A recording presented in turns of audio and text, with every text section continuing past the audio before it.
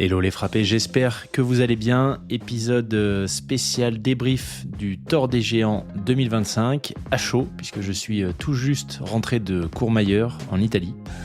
J'ai structuré cet épisode en 5 parties. La première, tout simplement un rappel sur ce qu'est le Tour des Géants, les caractéristiques de la course et ce qui en fait une épreuve particulière. En deuxième partie, pourquoi est-ce que j'ai voulu prendre le départ de cette course et quelle a été ma préparation. Troisième partie, et je pense que c'est là que ça pourrait être intéressant ou en tout cas utile pour certains d'entre vous, les choix stratégiques que j'ai fait, que ce soit sur le matériel ou l'alimentation. Quatrième partie, mon ressenti sur la course, en tout cas le peu que j'en ai vu.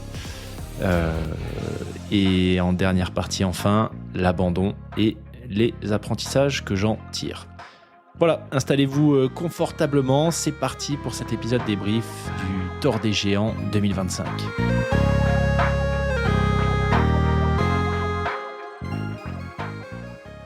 Bien, commençons par le commencement. Qu'est-ce que le Tour des Géants ? Eh bien, le Tour des Géants, c'est une course, un ultra-trail qui a été créé en 2010 par une organisation du même nom. C'est un petit peu comme l'UTMB d'ailleurs, quand les gens disent « je participe à l'UTMB » ou entendent le terme d'UTMB, on pense immédiatement à la course du nom, mais en réalité, il y en a d'autres qui sont organisées par l'UTMB.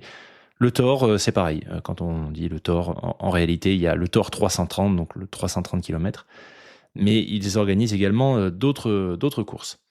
Donc le Tour des Géants, puisque c'est de cette course-là dont on parle, créée en 2010, je vous le disais, c'est sur le papier 330 km, 24 000 mètres de dénivelé positif. Dans la réalité, la trace change relativement peu d'année en année et c'est plutôt en réalité 350 km pour un peu plus de 25 000 mètres de dénivelé. C'est une course en semi-autonomie, donc ça veut dire qu'il y a des bases vie, il y en a 6 au total, à peu près tous les 50 km. Dans lesquels on peut trouver des ravitaillements, une assistance médicale ou des podologues. Voilà, il y a des gens qui sont là pour prendre soin des coureurs. Et entre ces 6 bases vie, on a de multiples ravitaillements qui sont généralement soit des refuges par lesquels on passe, soit des tentes qui sont installées directement sur le parcours. 350 km, 25 000 mètres de dénivelé dans les faits, pour lesquels qu'il faut compléter en moins de 150 heures, sachant que le départ est donné le dimanche matin. Actuellement, il y a 2 vagues, dont la répartition des coureurs sur ces vagues se fait sur la base des points ITRA, donc des classements en quelque sorte des trailers. La première vague, pour ceux qui ont le plus grand nombre de points, part à 10 heures du matin. La deuxième vague, 2 heures plus tard, à midi, ce qui permet d'étaler un petit peu la course, puisqu'il y a un petit peu moins de 1500 coureurs. Donc ça fait du monde. Sur l'itinéraire total, on a plus de 25 cols à 2000 mètres, avec une altitude maximum de 3300 mètres, qu'on atteint pour la plupart des gens le 2e jour. Et cette année, pour vous donner un peu un ordre d'idée, le record de l'épreuve qui a été battu par Vincent Richard, établi en 66 heures et 8 minutes, ce qui veut dire que Vincent, en étant parti le dimanche matin à 10 heures, est arrivé le mercredi à 4 heures du matin, 4 ou 5 heures du matin. Donc une performance assez hallucinante. Ce qui fait la difficulté et l'attrait du Tour des Géants, donc l'épreuve 330 km, c'est déjà la distance évidemment, le dénivelé qui est assez important, le fait qu'on a quand même un certain nombre de passages en altitude, que c'est relativement tard dans la saison. Alors cette année, ça avait même été décalé une semaine plus tard que d'habitude. Donc le départ était le 14 septembre, le dimanche 14 septembre 2025. Ce qui fait qu'on peut être du coup impacté par une météo changeante de fin d'été, orageuse, neige. D'ailleurs, il y a eu de la neige sur certaines des épreuves de la semaine. Évidemment, vu la distance et la durée, quand même une grosse exigence mentale, puisqu'il faut gérer le sommeil, en tout cas plutôt le manque de sommeil même, la fatigue, l'alimentation, les douleurs et, comme je vous le disais, des conditions météo changeantes. L'attrait de la course, c'est évidemment la beauté du cadre, des paysages alpins grandioses. C'est donc une course dont le départ et l'arrivée se font à Courmayeur, qui est l'équivalent italien de Chamonix, en fait. D'ailleurs, depuis Courmayeur, vous pouvez rejoindre Chamonix en téléphérique en passant par l'Aiguille du Midi, si les conditions le permettent. Donc c'est vraiment géographiquement de l'autre côté du Mont Blanc, mais en Italie.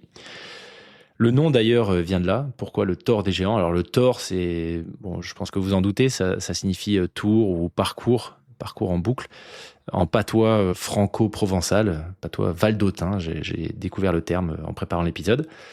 Et donc le tracé, c'est une grande boucle, voilà, autour de toute la vallée d'Aoste. Et les géants, le terme de géant dans le nom fait référence aux géants alpins qui dominent la région. Et donc, il y en a 4. Il y a le Mont Blanc à plus de 4800 mètres, le Cervin ou Matterhorn à 4004, le Mont Rose, 4006, et le Grand Paradis, qui est un tout petit peu au-dessus de 4000 mètres. Et donc, l'idée, voilà, c'est que les coureurs fassent le tour de ces géants en contournant ou en frôlant ces sommets mythiques tout au long du parcours. Voilà pour la première partie sur qu'est-ce que le Tor des géants. Deuxième partie, pourquoi cette course? Quelle préparation?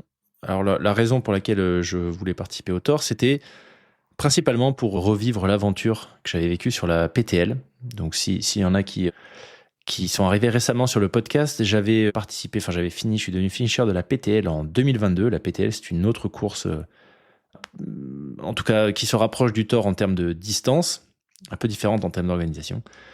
Qui est organisée celle-ci par l'UTMB, qui était pour mon année un 320 km, 24-25 000 mètres de dénivelé, avec seulement 2 bases vives. Enfin voilà, une course qui est en termes de distance dénivelée équivalente, mais qui en termes d'organisation est beaucoup plus spartiate, avec à l'époque une forte partie de hors-sentier, de l'orientation, pas de balises, très peu de bénévoles, voilà. Et donc c'est une course qui se fait en équipe de 2 ou 3. Tous les coureurs, toute l'équipe prend le départ et doit aller jusqu'à l'arrivée ensemble. Et pendant cette course, on a fait de super rencontres avec mon coéquipier Xavier.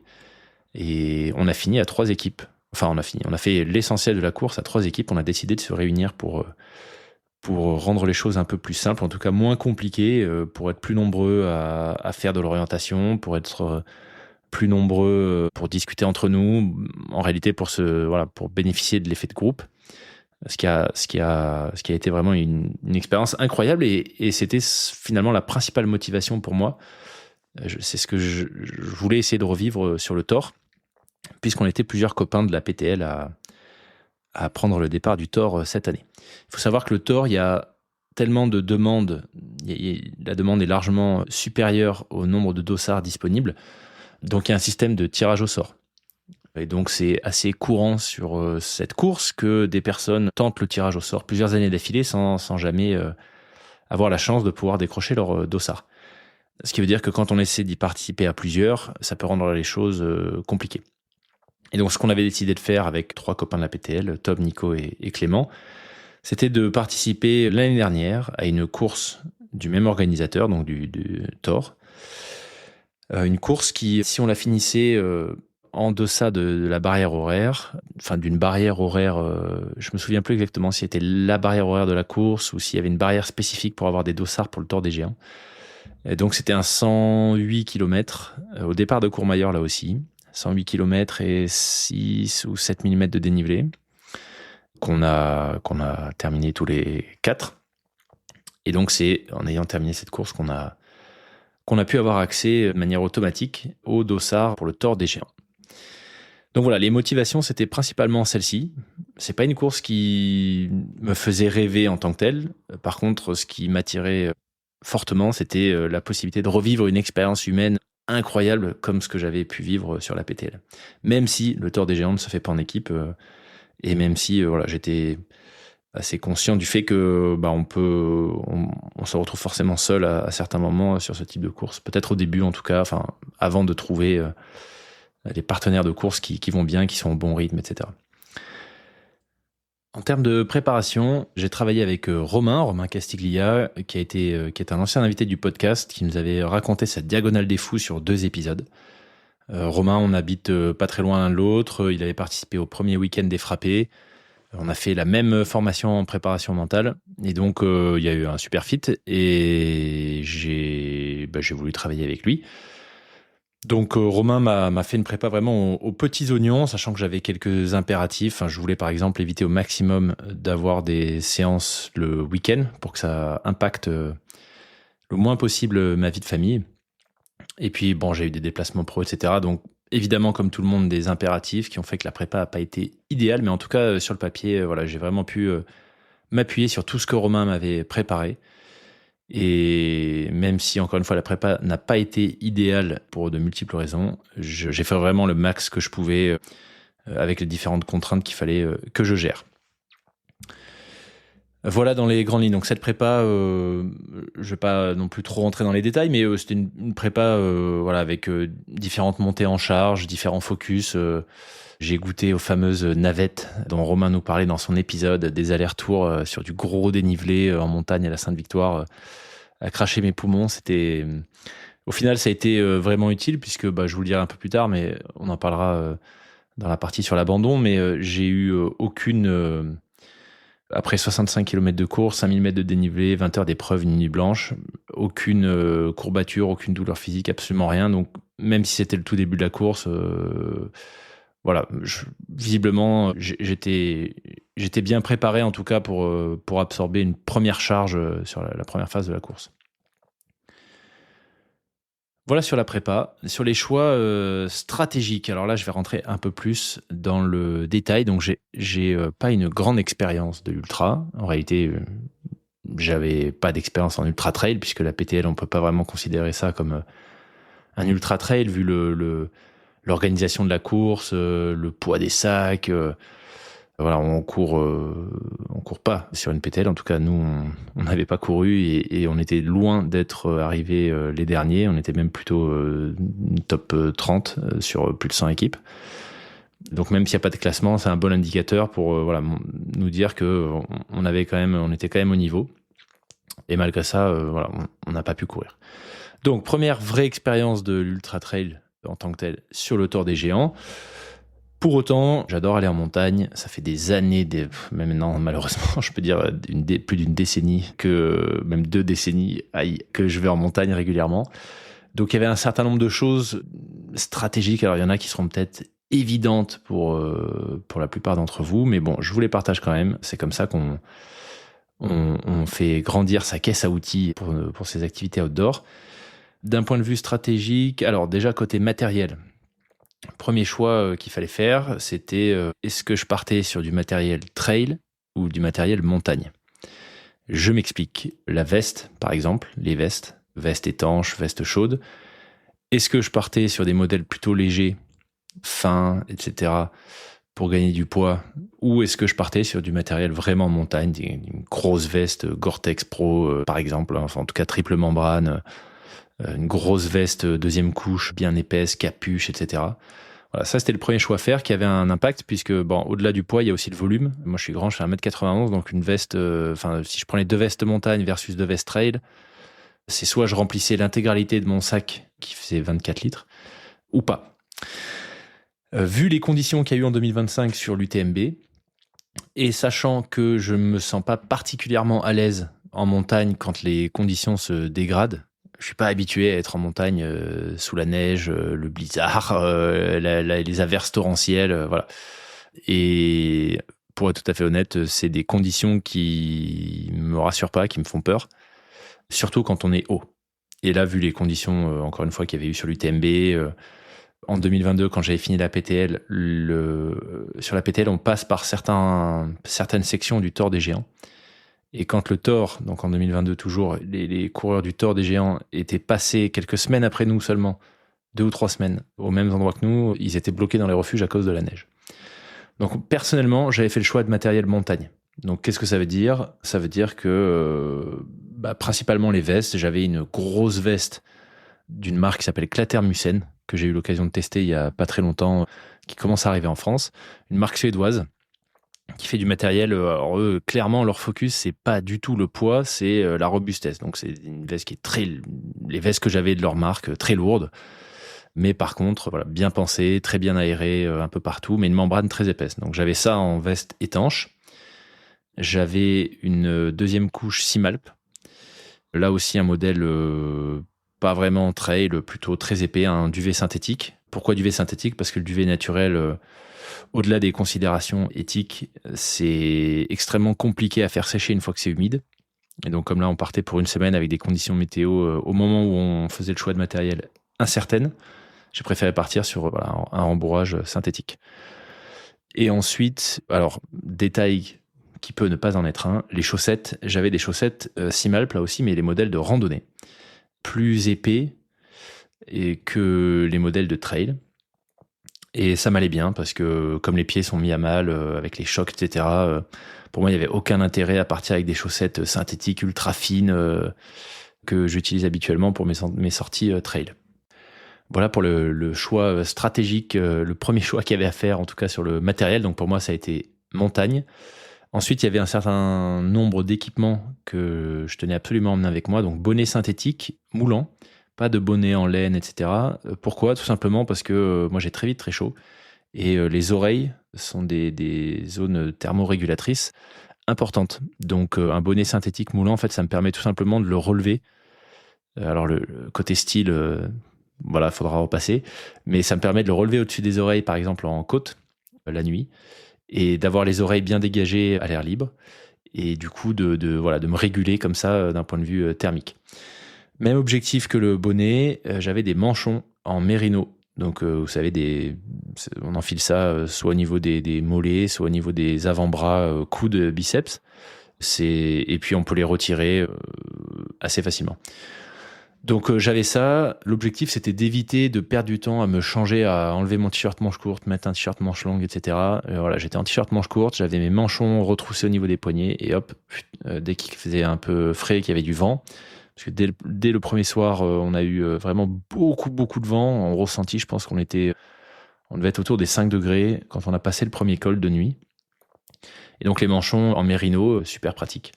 Voilà, il y en a la plupart des gens que je voyais en avaient en synthétique. Moi, je préfère le mérino parce que quand on a besoin que ça tienne chaud, ça tient vraiment chaud. C'est une matière qui est très respirante, qui n'a pas vraiment, qui n'est pas vraiment sensible en tout cas à la transpiration, etc. en termes d'odeur. Donc ça m'allait très bien. Et c'est les manchons que j'utilise en vélo en fait. Voilà. Donc utilisation croisée de l'équipement. Autre choix au niveau de l'hydratation. Alors là, c'est très spécifique à moi. J'aime bien, quand je bois, pouvoir aspirer des grosses quantités d'eau. J'ai vraiment du mal avec la succion des gourdes filtrantes ou des flasques de trail. Et j'ai pour le moment jamais réussi à trouver de flasques, en plus de ça, qui donnent pas vraiment de goût à l'eau. J'ai dû essayer 4 ou 5 marques différentes. Et bon, voilà. Le goût plus la succion, ça m'allait pas trop. Donc, ce que j'ai fait, c'est que là aussi, utilisation croisée du matériel, j'ai pris mes gourdes, mes bidons de vélo, en fait, qui rentraient dans les portes bidons de mon sac. Et j'en avais 3, 2 de 500 ml, un de 75. Et c'était parfait. Très facile à remplir, hyper facile à nettoyer. Pour mettre la poudre, les électrolytes en format poudre, super simple là aussi. Et quand on a soif, voilà, très facile de boire rapidement de grandes quantités d'eau. Côté matériel, je pense que c'est tout. J'avais des bâtons évidemment carbone, enfin je dis évidemment, j'ai croisé des gens qui n'en avaient pas, mais moi j'avais des bâtons Leki, donc rétractables. J'avais pas de carquois ou de ceinture. Carquois, je l'avais envisagé, mais bon, ça me gêne pas plus que ça d'avoir les bâtons à la main. Et donc vous savez, c'est les bâtons avec les dragons en forme de... Enfin, les dragons qui sont en fait sous forme de gants. Donc une fois qu'on les fixe, on est accroché au bâton. Et je pense qu'on a fait le tour. Côté équipement, j'avais aussi dans le sac en permanence un pantalon Salomon étanche, pantalon de pluie. Donc c'est très léger. Je l'ai pas utilisé, même quand il pleuvait le premier jour. Je pense que ça aurait pu servir dans des cols en plein vent sur des ascensions très longues, plus donc en mode coupe-vent qu'autre chose. Mais voilà, ça je l'avais avec moi en permanence dans le sac. J'avais aussi en permanence des gants fins de la marque Audelo, le bonnet Simalp, ça j'en ai parlé. Et en termes pour le reste de l'équipement, là aussi j'avais fait le choix, j'aurais pu vous le dire d'ailleurs dans la première partie sur le matériel montagne versus trail. J'étais pas en short de trail, j'avais un short de randonnée Simalp et sous-vêtements Simalp. L'idée étant que ça facilitait le fait d'avoir des sous-vêtements et pas forcément les shorts de trail avec sous-vêtements intégrés, etc. Ça aurait rendu les changements de tenue plus faciles, plus simples. Et puis surtout, j'ai que 2 shorts de trail. Par contre, voilà, j'avais la dose de sous-vêtements, donc je pouvais me changer plus régulièrement dans les bases vie. C'était l'objectif. Et en termes de poids, c'était exactement la même chose. Donc j'étais pas plus lourd avec un short de montagne et un sous-vêtement qu'un short de trail avec tout intégré. Voilà. Et en termes de confort, à peu près équivalent. J'ai une petite préférence pour les shorts de trail, mais sur la PTL, j'avais uniquement du matériel de trail. Et bon, voilà, ça allait, mais il y avait plusieurs raisons. Le confort, l'hygiène, qui faisait que ça m'allait bien de partir en montagne.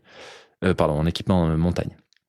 Et pour le haut, t-shirt mérino là aussi, enfin un mélange mérino synthétique. Toujours de chez Simalp, manches courtes. Voilà, manches courtes et que je complétais donc par ces fameux manchons. Voilà en tout cas ce que j'avais dans le sac au moment du départ, en termes de matos. Les couvertures de survie obligatoires, etc., bien entendu. Et du coup, on passe à la nourriture. Qu'est-ce que j'avais avec moi au moment du départ ? J'avais plusieurs bars Cliff, c'est des bars que j'ai l'habitude de... Il n'y a que ces bars-là que j'arrivais à manger, globalement. Et un mélange de cacahuètes pour le salé. Voilà. Donc pas de gel, je n'utilise plus de gel depuis 10 ans, je pense. Personnellement, ça me convient pas. Donc nourriture pleine à mâcher, voilà. Et donc, je vous le disais, un peu plus d'1,5 litre d'eau. Sachant que je bois beaucoup, je sais que je suis à 800 millilitres à l'heure en gros effort s'il fait chaud. Donc, même là, s'il y avait des ravitaux régulièrement, tous les à peu près 10 km, il y avait des grosses ascensions pour démarrer. Il était midi quand je suis parti. Donc, voilà, je suis parti avec ce qu'il fallait en eau. Je pense que je vous ai tout dit sur le matériel. Au poignet, j'avais ma Coros Vertix 2. C'est une montre que j'avais achetée pour la PTL, justement pour sa durée de vie, la durée de vie de la batterie, qui est très très importante et qui m'avait permis sur la PTL d'avoir une trace GPS complète. J'ai jamais arrêté la montre.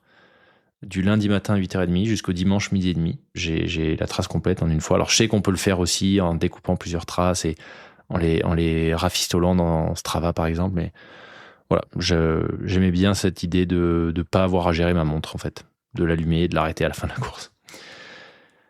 Côté alimentation, donc je vous l'ai dit, j'étais parti sur plutôt du salé. Non mais en fait je vous l'ai dit, l'alimentation, on a fait le tour.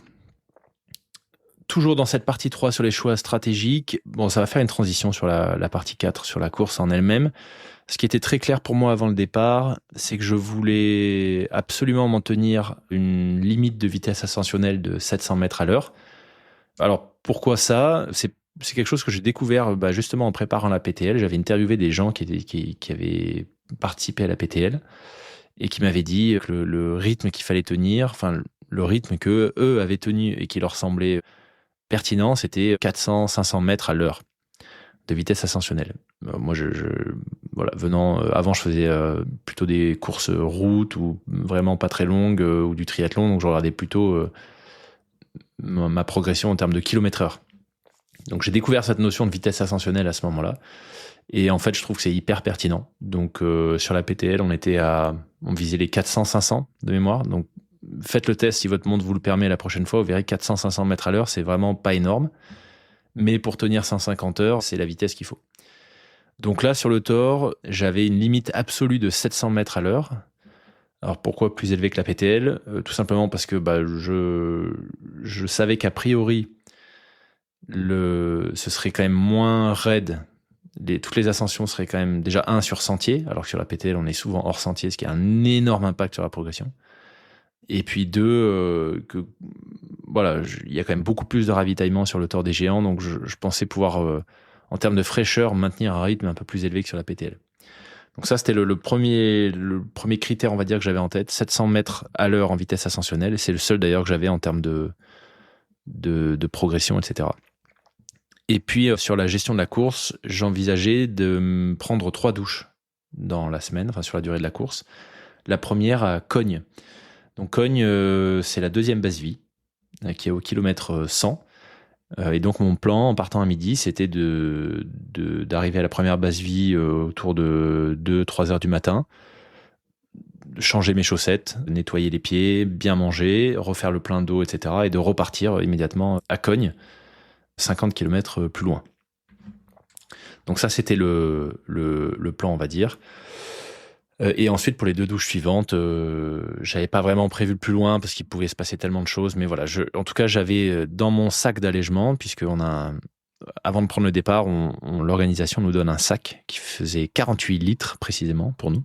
Et dans ce sac, on peut mettre un certain nombre de choses, d'objets, voilà, ce qu'on veut en réalité, du moment que ça rentre dans les 48 litres. Et ce sac, on le récupère à chacune des 6 bases vie. Donc moi, j'avais dans ce sac d'allègement une deuxième paire de chaussures, par exemple, de la nourriture, voilà. Et j'avais 3 sacs étanches, chacun correspondant à tout ce dont j'avais besoin pour une douche. Donc j'avais pris un savon solide que j'avais découpé en 3. Il y avait tout un kit en fait. Voilà, j'avais des serviettes microfibres, une par base vie pour que tout se sèche, pour que il y ait pas besoin de la faire sécher entre temps. Des paquets de mouchoirs, j'avais des lingettes, voilà, tout était organisé dans 3 sacs différents. Et enfin, dernier point, d'un point de vue stratégie de course, on va dire, c'est que j'ai pris le départ. J'avais le plan, j'étais quand même au clair sur le fait que le plan pouvait être modifié, que c'était important que je sois capable de modifier ce plan à la volée. Pour 2 raisons. La première, c'est que s'il y en a qui ne le savent pas, j'ai fait du judo à haut niveau il y a longtemps, quand j'étais adolescent. C'était une expérience fabuleuse, mais ça m'a laissé quelques traces. J'ai les 2 ménisques fissurés au genou depuis ce moment-là, et j'ai un genou gauche qui est très douloureux, qui est régulièrement douloureux, sans que je sache exactement pourquoi. Donc je passe des IRM quand la douleur devient vraiment trop pénible, à peu près tous les 6-7 ans, j'ai des phases où ça redevient douloureux. Donc voilà, là j'en ai passé un en début d'année parce que ça redevenait douloureux. J'ai fait une injection d'acide en mai pour essayer de fluidifier un peu le mouvement. Et ça allait, même dans la phase un peu importante de la prépa. En revanche, début août, et là j'ai fait une erreur stupide, c'est que j'ai changé mes cales de vélo. Dans mon entraînement, je faisais du vélo. J'ai un gravel que j'utilise soit en gravel, soit en vélo de route. Et en changeant mes cales de vélo, j'ai mal réglé la cale à gauche. Et ça m'a déclenché des douleurs. Donc début août, j'ai immédiatement arrêté la prépa. J'ai réduit fortement l'intensité de la prépa spécifique trail pour essayer de faire en sorte que cette douleur parte. Et la douleur est partie, mais il y a une gêne qui est restée. Donc en début de course, j'avais décidé de faire strapper le genou gauche par les équipes de l'organisation. Voilà, il y avait des physios au village départ, des kinés, des podologues, etc. Tout ce qu'il fallait. Et donc moi, j'ai fait strapper le genou gauche, 1 pour me rassurer et 2 en anticipation. Voilà pour les choix stratégiques. J'avais pas prévu d'en parler, mais je pense que ça peut être intéressant. Le sac d'allègement, donc je vous le disais, 48 litres. Ce que j'avais là-dedans, c'était une deuxième paire de chaussures. Je suis parti avec un modèle que je connais, que j'ai utilisé sur tout mon entraînement, un modèle de la marque Altra. Donc j'avais acheté, une fois que j'ai eu validé le modèle à l'entraînement, que ça m'allait bien, etc., j'ai racheté 2 paires supplémentaires que j'avais à peine cassées, entre guillemets. C'est-à-dire que j'avais fait peut-être 10 km avec chacune des 2 paires neuves. Et je sais pas si c'est suffisant, mais j'ai jamais eu de problème avec ces chaussures-là. Donc en réalité, j'étais assez serein même sur le fait de partir avec des chaussures complètement neuves, jamais portées. Mais j'avais quand même, je les avais quand même portées quelques heures chacune. Donc j'avais une deuxième paire de chaussures, tout le kit rechange dont je vous avais parlé, de la nourriture évidemment, du strap. J'avais tout ce qu'il fallait en termes de batterie de rechange pour ma lampe frontale. Je suis parti avec une Stutz qui a une durée de vie incroyable. C'est une marque française. Mais voilà, j'avais les batteries qu'il fallait dans le sac d'allègement. Pas de deuxième paire de bâtons, tout simplement parce que j'en ai pas, que ça coûte super cher et que je me sentais pas de réinvestir dans ce matériel. Je m'étais dit, allez, dans le pire des cas, s'il se passe quelque chose, je prends un bout de bois, tant pis, à l'ancienne. Et j'avais après principalement le reste du sac, des rechanges, un poncho, si jamais la météo se dégradait vraiment fortement, que je puisse couvrir intégralement mon sac et moi. Leggings d'hiver, des chapeaux pour les journées très ensoleillées. La casquette défrapée est incroyable, mais c'est une casquette trucker. Donc en mode filet, il y a le panneau avant qui est plein, sur lequel il y a le logo défrapé qui est brodé. Mais le panneau arrière, c'est un panneau en mode filet, donc quand on a plus de cheveux, comme moi, il y a énormément de soleil et qu'on est en montagne, c'est insuffisant. Et je pense que sur la PTL, c'est ça qui m'avait aussi joué des tours, qui fait que j'avais eu une méga insolation sur la fin de la course, qui avait détraqué à peu près tout le reste de mon organisme. Donc là, j'avais des chapeaux, un chapeau Simalp et un de chez Buff, à bord assez large, pour les journées ensoleillées. Deuxième paire de lunettes de soleil, gants étanches, que j'avais pas avec moi. Avec moi, j'avais simplement des gants chauds, on va dire, mais assez fins. Et voilà pour le sac d'allègement. Des claquettes, très important pour les bases vies, pour les douches des bases vies. Très souvent, malheureusement, du fait du nombre de participants et peut-être du manque de lucidité de certains après quelques heures de course, les douches sont infâmes, c'est hyper sale. Et donc marcher sur des surfaces complètement trempées, pleines de mélanges de boue, de crasse, c'est pas terrible, surtout quand au bout d'un moment, on a des ampoules ou des petites plaies, etc. Donc des claquettes dans le sac d'allègement. Voilà. Vous savez tout, partie un peu plus longue que ce que j'avais prévu sur les choix stratégiques, mais au moins on est rentré dans le détail et j'espère que ça servira pour certains d'entre vous. La course maintenant, 4e partie. Je vais essayer de synthétiser tout ça. Super organisation. Le Thor, c'est quand même un gros organisateur de grosses épreuves. Clairement, je sais pas à quel point il concurrence l'UTMB en termes de participation, etc. Mais pour avoir été sur les villages UTMB au moment de la PTL, le Thor, rien ne manquait. Il y a une présence médiatique importante, beaucoup de spectateurs, un village qui est qui donne moins l'impression. Je vais faire attention à ce que je vais dire pour pas sonner trop critique, mais un village départ qui est finalement qui a tout ce qu'il faut, mais qui est assez simple. Voilà, il y avait quelques vendeurs. On n'a pas l'impression qu'on rentre, qu'on est au paradis de l'outdoor marketing avec des centaines de marques présentes. Voilà. Quelques marques présentes, principalement les sponsors de l'épreuve, et pas plus. Donc voilà, un village départ très sympa. La manière dont ça se passe, c'est qu'on est arrivé, nous, la veille, le samedi. On a récupéré nos sacs d'allègement, nos dossards, préparé tout ça. Et le lendemain matin, donc le jour du départ, on est venu poser donc les sacs d'allègement là où il fallait pour que les organisateurs puissent ensuite nous les délivrer à chacune des bases vie. Le départ se fait dans Courmayeur. Donc là aussi, un peu comme sur l'UTMB ou les autres courses de l'UTMB à Chamonix. Et donc en 2 vagues, comme je vous l'expliquais un peu plus tôt. Et je dois dire que très émouvant. Moi, j'avais fait le départ du GTC l'an dernier, comme je vous le disais, la course qualificative. En tout cas, la course qui permet d'obtenir des dossards pour le Tour des Géants. Ça se passait au même endroit et c'était en soirée. J'avais déjà trouvé ça vraiment incroyable. Et là, c'est la même chose. Beaucoup d'émotions au départ. Je me suis surpris, j'étais assez ému. Prendre le départ à traverser les rues de cette petite ville de montagne avec plein de gens qui étaient là à hurler des encouragements, à faire sonner des cloches. Enfin, vraiment une ambiance assez folle. Et on sort assez rapidement de la ville. On court du coup sur la route jusqu'à arriver au pied de la première ascension. Et là, on passe tout de suite, immédiatement en fait, d'une route carrossable à un single. Donc gros effet de bouchon et ça monte assez vite, assez raide en forêt. Et c'est là en fait que on se rend compte que même si tout le monde se le dit à chaque fois, la réalité change assez peu. On part trop fort. Donc là il y avait des gens. Donc c'est un single. On peut pas vraiment se doubler. C'est très raide à droite, la falaise à gauche. Voilà. Il y a quand même des gens qui essaient de passer d'une manière ou d'une autre, de couper les épingles pour déployer une énergie folle pour gagner 1 mètre, sachant qu'on part pour une course qui va a priori être très très longue. Donc le début de la course, le challenge en fait, c'est d'arriver à rester dans son rythme, ce qui est pas évident parce que d'un côté on se dit non mais c'est bon, je fais ma course, je vais pas me laisser influencer par les autres, mais en même temps on a 400 personnes derrière. On sait pas si est-ce que je saoule tout le monde en gros à me mettre dans mon rythme à ce moment-là. Donc pas évident, mais c'est vraiment important je pense dans ces moments-là de rester sur son plan et de s'écouter en fait. Donc là typiquement on montait en fait ça allait à cet endroit-là, on montait à peut-être 650 mètres à l'heure, donc on était en dessous de ma limite, mais bon, je voyais que on était quand même sur le fil de rasoir. Personnellement, ces phases de lancement sur la PTL, ça avait été la même chose sur le GTC aussi, même si la course était beaucoup plus courte, puisque je l'avais fait en 27 heures, le GTC, 100 km.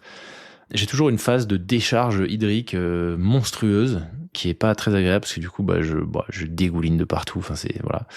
Donc, on était là-dedans. Enfin, en tout cas, j'étais dans cette phase voilà, complètement dégoulinante, puis le temps de prendre son rythme, etc. Voilà, c'est pas des phases, en tout cas, moi, que j'apprécie énormément. Je suis bien dans mon rythme après plusieurs heures. Donc voilà, la course se fait. On arrive à la première ravito, kilomètre 19. J'ai déroulé ce que je voulais. Voilà, tout s'est bien passé. Mais avant d'arriver au kilomètre 19, je reprends le plan. Je pense que ça doit être au kilomètre 10 à peine. Donc après la toute première ascension, on part, on ne fait que, on descend un petit peu sur le goudron, je vous le disais, on arrive sur le single, ça m'entraide, puis on arrive à un premier col et on descend. Et là, je n'exagère pas, je fais 5 mètres, donc 3-4 pas, je vous rappelle, j'ai le genou gauche qui est strappé, 3-4 pas, douleur type essuie-glace à droite. Bon, sur le coup, je me dis, bon, bizarre, parfois on peut avoir des douleurs temporaires, le temps que le corps s'échauffe, etc., qui partent. Mais là, c'était quand même très localisé et ça ressemblait vraiment à un essuie-glace. J'en ai eu un seul dans ma vie, c'était à l'autre jambe, à la jambe gauche, il y a 15 ans. Bon, ça finit par s'atténuer un peu, mais je sens qu'il y a toujours une gêne. Donc, bon, j'y prête pas plus attention que ça. Mais en arrivant au premier ravito, voilà, je m'assois au premier ravito un peu sérieux, je m'assois et quand je me relève, boum, douleur à nouveau à droite. Je me dis, ah, pas bon ça. Bon, mais là encore une fois, je laisse tout ça de côté et on repart. Le reste de la course se fait, donc je suis parti à midi, l'après-midi se passe, début de soirée, tout va bien, je suis dans mon rythme. En étant dans mon rythme, j'apprendrai plus tard d'ailleurs que je suis passé de 1000 classements. Je regardais pas du tout le classement, mais c'est un bon indicateur, je pense, d'un certain nombre de choses. Je suis passé d'à peu près 1000e à 800e en fin d'après-midi. Donc ça allait. Voilà, encore une fois, je m'alimentais, je faisais attention à m'alimenter, même si c'était un tout petit peu toutes les demi-heures, 3/4 d'heure à peu près. Voilà, la nuit arrive, bruine, donc on commence à être un peu mouillé, il y a du vent, etc. Il fait assez froid, donc je me couvre. Et je savais que ça allait être difficile la première nuit, parce que j'ai pris le départ avec une grosse carence de sommeil, je vous le disais, pour plusieurs raisons personnelles, enfin rien de grave, hein, c'est simplement j'avais plusieurs projets à gérer en simultané, dont certains qui ont fait que j'ai eu des nuits très courtes pendant plusieurs mois avant la course. Donc je savais que je prenais le départ avec une grosse carence de sommeil déjà. Donc la nuit arrive, un peu compliqué. Je sens que je suis déjà fatigué, alors que je devrais pas être fatigué à ce moment-là. Mais bon. On arrive au kilomètre 30, grosse descente très technique dans des grosses dalles de pierre, des gros blocs de pierre. En fait, moi, j'adore ce genre de terrain. Je trouve ça hyper ludique et je préfère, voilà, j'adore dérouler là-dedans. C'est moins douloureux musculairement que d'essayer de retenir.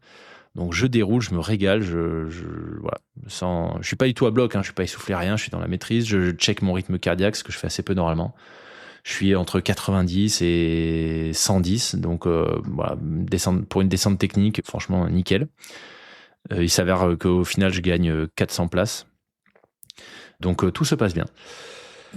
Et puis là, on est aux alentours de 22h, 23h, donc on a déjà fait plusieurs ascensions, plusieurs courses descentes, et je suis super content parce que je trouve que la course est agréable en fait. Il y a du dénivelé, mais en réalité, ça ressemble pas du tout à ce que j'avais vécu sur la PTL, qui était franchement très difficile, très désagréable, parce que du hors-sentier dans un pierrier, on fait 4 pas, on recule de 1, on sait pas par où passer, etc. On est en permanence en train de chercher son chemin. C'est vraiment une autre approche. Là, on suit le sentier, il y a des balises partout, l'organisation, ils plantent des petits drapeaux réfléchissants, donc même la nuit, c'est extrêmement facile à suivre. Il y a des phases où je me retrouve tout seul, au moment, une fois que la nuit est tombée.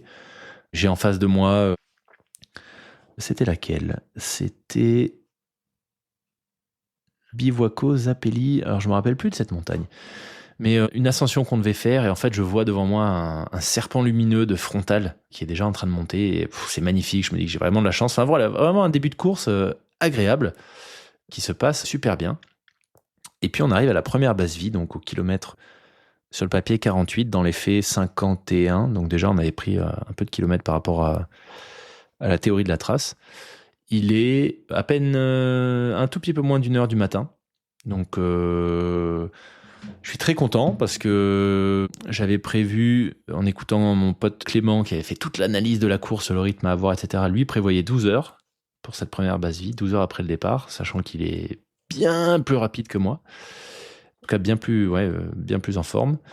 Et la barrière horaire pour arriver, donc la base vie de Valgris-Sanche, il fallait y arriver avant lundi matin à 7h.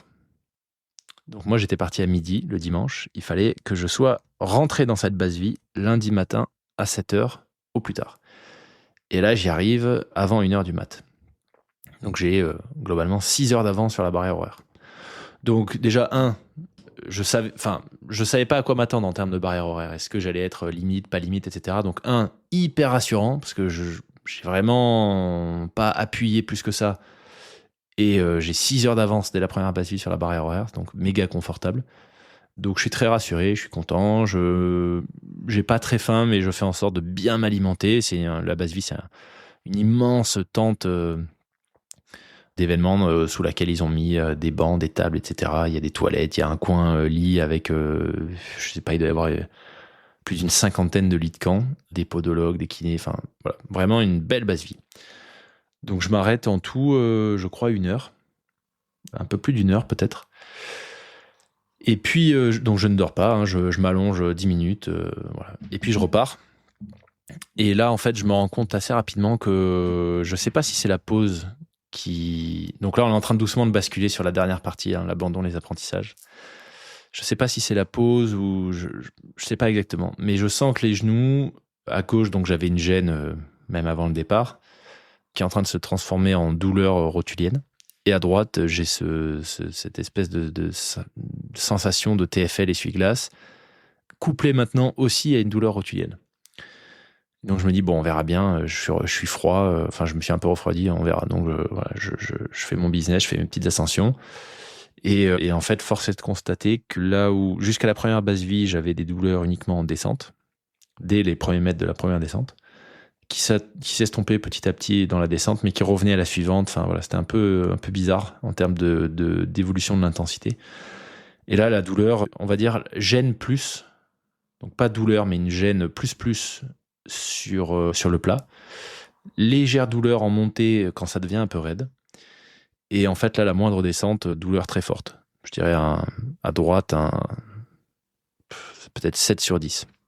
Donc ça commençait quand même à m'inquiéter. Sachant qu'avant la course, je fais ça, là encore une fois, depuis la PTL. J'ai une liste de conditions, on va dire, que je suis prêt à accepter et d'autres que je n'accepte pas pour continuer dans une épreuve. La douleur musculaire, la fatigue extrême, les pieds hyper douloureux parce qu'on a des ampoules sur des ampoules, des lésions, etc. Ça, c'est une chose que je suis prêt à accepter. En revanche, je vous le disais un peu plus tôt, je suis pas du tout à l'aise en montagne quand les conditions deviennent apocalyptiques. Donc je savais que si je me retrouvais dans des conditions que j'estimais dangereuses, ou en tout cas dans lesquelles j'étais plus du tout en maîtrise, c'était un critère pour arrêter. Et je savais également que, pour moi, encore une fois, endurer de la douleur, voire même de la souffrance musculaire, c'est une chose. De la fatigue extrême, etc., c'est une chose. À partir du moment où j'avais un doute sur les signaux que m'envoyait mon corps et l'impact qu'allait avoir le fait de les ignorer, là c'était red flag. Et donc là, en partant de la deuxième base vie, j'étais dans cette phase en fait. J'étais en auto-évaluation de il se passe quoi ? Qu'est-ce que c'est comme douleur en fait ? Parce que c'est clairement pas du musculaire, c'est de l'articulaire sur les 2 genoux. Je sais que j'ai les 2 genoux abîmés, endommagés depuis plus d'une décennie. Et donc il se passe quoi ? Est-ce que ça va s'estomper ? Est-ce que voilà. Donc pas très rassurant. Et puis donc je poursuis ma route. Et puis un peu avant le kilomètre 65, on a il y a une immense descente très technique pour le coup, impossible à courir, avec des cordes fixes, etc. Très très raide, assez longue. Et même chose, les premiers mètres dans cette descente, douleur. Donc on y arrive après une ascension bien bien raide. Douleur très importante, les 2 genoux, et très localisée à droite. Au point que, et je me considère plutôt comme un dur au mal, au point que je descends en crabe en fait sur le côté. parce que c'est tellement raide que en avançant droit, suivant le sentier normalement, chaque fois que je mets du poids en fait à chaque pas, j'ai une douleur très forte des deux côtés, rotulienne à gauche, à droite, plus TFL à droite. Et donc j'arrive en bas, mais malgré ça, j'ai un bon rythme. En fait, ça me fait moins mal si je déroule que si j'essaie de ralentir. Donc je déroule, mais c'est quand même très douloureux. Et en bas, on arrive à, impossible à retenir le nom de ce ravitaillement. Je prends ma fiche à Rem Notre-Dame, kilomètre 63 sur le papier. Moi, j'étais à 65. Il est 6 heures du matin. À ce moment-là, pareil, je la prendrai après, je suis 600 et quelques. Donc, super progression. Et au-delà des genoux, tout va bien. Bon, je suis fatigué, mais ça, je m'y attendais. Je savais que j'avais démarré la course avec une grosse carence en sommeil, mais tout va bien. Je peux m'alimenter. J'ai pas rien de particulier, pas de matériel cassé. Je suis pas du tout surpris par la difficulté de la course, par la technicité du terrain. Au contraire, même, je trouve que par rapport à la PTL, c'est moins difficile. Donc tout va bien. En revanche, ces genoux, c'est compliqué. Et donc là, je décide de me poser 1 heure, uniquement pour les genoux, hein, parce qu'en soi, c'est un ravitaillement, il n'y a pas grand monde qui reste très longtemps. Pour faire le point, je suis sûr à 90% que c'est fini à ce moment-là. Vu les douleurs que j'ai, c'est pas l'intensité de la douleur, c'est vraiment, encore une fois, le type de douleur où je sens vraiment que c'est articulaire, c'est pas les muscles. Niveau musculaire, j'ai rien, j'ai pas les jambes particulièrement dures, c'est articulaire. Et puis au bout d'1 heure, je sais plus pourquoi je me lève, si je prévois d'aller remplir une gourde, ou je me lève, et là, en fait, en me levant, je sens tout de suite, c'est bon, les 10% qui me manquaient pour prendre ma décision sont pris. Le fait de me lever, la douleur que ça déclenche dans les 2 genoux, je sais que là, c'est fini. Donc voilà, on est au kilomètre 65 sur une course qui en fait 350. J'ai des douleurs inattendues qui sont déclenchées. J'ai plusieurs théories aujourd'hui sur ce qui fait que c'est arrivé, notamment à droite où j'avais absolument rien avant le départ. Mais je prends la décision d'arrêter. Avant ça, quand même, je regarde. On va dire que je pense que je me mentais un peu à moi-même, mais je me dis, je vais quand même refaire le point. Alors, je savais très bien ce qui arrivait, mais refaire le point sur les sections qui arrivent en termes de dénivelé. Voilà, peut-être que en m'accrochant un peu plus. Les sections qui arrivaient, il y avait globalement 8000 mètres de dénivelé négatif en 48 heures. Et c'était la deuxième section, certains la considèrent comme étant la plus difficile. Donc quand je dis section, c'est entre 2 bases vie. Puisque c'est là qu'on passe à 3300 mètres, il y a 3 ascensions, je crois que c'est 800 mètres, on redescend, 1000 mètres, on redescend, 1300 mètres. Voilà, c'est ça le programme de la journée. Dans des sections techniques qui sont pas courables du tout, etc. Et donc si je m'engageais là-dedans, en fait, j'étais obligé globalement, je me trompe peut-être, mais je crois pas qu'il y avait vraiment d'option de sortie de la course jusque quasiment à la base vie suivante, donc 50 km plus loin. Et donc là, à ce moment-là, voilà, la décision a été prise. C'est fini. J'ai un des critères sur mon radar qui n'est plus rempli, à savoir risque de blessure durable post-course. Donc j'arrête. Au moment où j'arrête, évidemment, pas une décision très agréable. Alors attention, hein, on relativise tout ça. On parle d'une course à pied, d'un trail que j'ai fait de mon propre gré. La vie de personne n'est en jeu. Voilà, tout va bien. Hein. Mais ça reste une décision qui est quand même pas très agréable parce que il y a eu les 6 mois de préparation, il y a eu la course qualificative l'année d'avant. C'est une semaine de congé, c'est un gros investissement financier puisque le dossard uniquement, pour rappel, coûte 1 000 €. L'hôtel à l'arrivée, l'hôtel au retour, le déplacement en voiture, le péage, enfin le matériel. Donc et puis quand même un peu, forcément pour moi très déçu, pas de regret mais très déçu.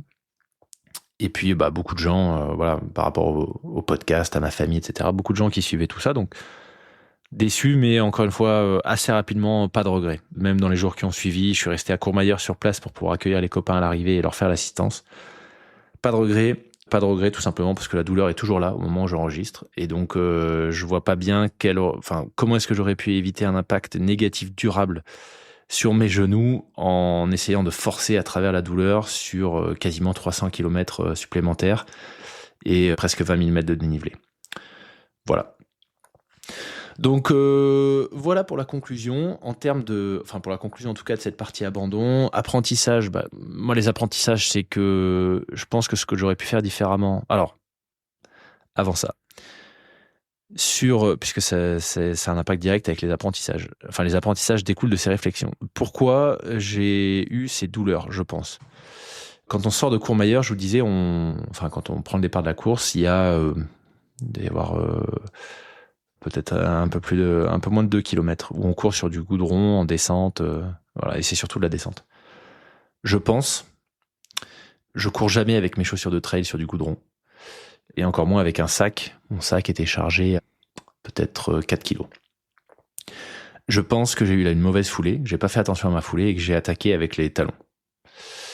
Ce que je fais jamais, puisque je cours habituellement plutôt soit sur la pointe des pieds, voire, en tout cas à moitié avant du pied. Donc je me dis que peut-être que ça a créé un échauffement au niveau du genou droit, accentué par une grosse ascension très raide tout de suite, et que ça m'aurait peut-être déclenché le TFL. Voilà, j'imagine. Ça, c'est pour le TFL. Sur les douleurs rotuliennes, j'en sais rien. Je sais pas du tout. C'est pas quelque chose qui est sorti à l'entraînement jusqu'à ce que je me fasse mal à cause de mes cales de vélo. Mais bon, ça c'était uniquement à gauche. Donc pourquoi c'est sorti à droite ? Je ne sais pas. En termes d'apprentissage, en revanche, ce que je me dis, c'est que je sais que les genoux sont une zone sensible pour moi depuis très longtemps. Et ça n'avait pas été un problème jusqu'à présent. En tout cas, sur la PTL, j'avais des douleurs musculaires, mais rien de plus au genou. Je pense que si je repars, et je pense que je repartirai sur le Thor 330 pour pas rester là-dessus, je ferai une préparation spécifique sur les genoux pour vraiment les muscler, les renforcer, etc.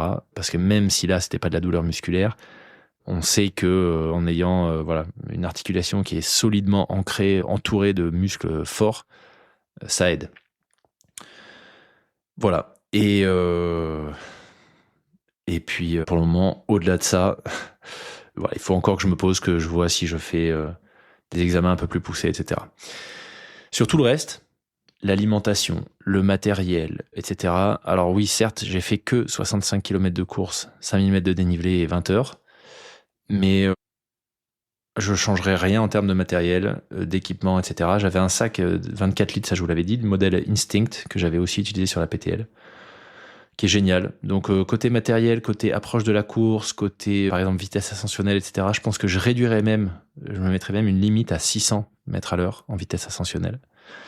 Dès le début de la course, quitte à me faire doubler, etc. Ça globalement je m'en fiche un peu. Mais je pense que même 700, c'est encore un peu trop rapide pour tenir dans la durée. Sachant que je suis plus rapide, ma vraie force sur ce genre d'épreuve, c'est les descentes, où je suis à la fois plus rapide et je pense en capacité de me récupérer de l'énergie plus que d'autres personnes sur les descentes. Donc il y a vraiment peu d'enjeux pour moi à essayer d'aller plus vite en ascensionnel. Voilà pour les apprentissages sur cette tentative de Thor des Géants 330 en 2025. La leçon, c'est que bien évidemment, comme vous l'entendez très souvent sur le podcast, la difficulté, c'est de s'adapter à l'imprévu et puis d'arriver à gérer ces imprévus. Donc voilà, bon, là, l'adaptation, la solution que j'ai choisie pour m'adapter à cet imprévu, ça a été l'arrêt. D'autres imprévus, ça aurait pu être autre chose, mais voilà, il se trouve que dans ce cas de figure, j'ai préféré reporter le challenge que d'essayer de passer, quitte à ce que ça casse, à travers l'épreuve. Voilà pour ce débrief un peu plus long que prévu. J'espère que pour certains d'entre vous, ça aurait été intéressant, que vous aurez peut-être appris certaines choses qui pourront vous aider sur la prépa d'autres épreuves que vous envisagez de votre côté. Et puis merci pour votre écoute. Merci une fois de plus pour votre fidélité. D'ailleurs, c'était absolument génial. J'ai croisé plusieurs d'entre vous à Courmayeur. Certains qui faisaient le Thor, d'autres qui étaient là pour d'autres activités montagne qui n'avaient rien à voir. Mais voilà, c'était un plaisir. J'étais bien content d'avoir mon suite des frappés avec moi, parce que c'est comme ça que la plupart vous m'avez reconnu et identifié. Puisque je me baladais pas dans les rues en parlant, donc la reconnaissance vocale, ça aurait été difficile. Mais voilà, un vrai plaisir de vous avoir croisé. Bravo à toutes celles et ceux qui ont terminé le Thor. bonne préparation pour la prochaine édition à celles et ceux qui, comme moi, auraient décidé de mettre un terme de manière anticipée à cette course. Et puis d'ici là, je vous souhaite bon repos pour tous les finishers et à très vite pour tous les autres. Ciao les frappés.